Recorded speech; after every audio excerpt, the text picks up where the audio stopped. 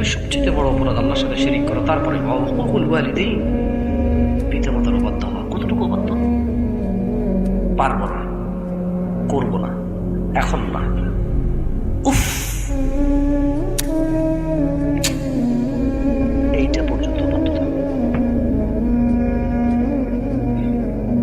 কত বৃদ্ধা এখনো ঘরে শুয়ে আছে, ছেলে ঘরে ঢুকে ঠিকই তার বাচ্চার মুখে চুমু খায়, তার মাকে দেখতে যায় না, পাশের রুমেই না।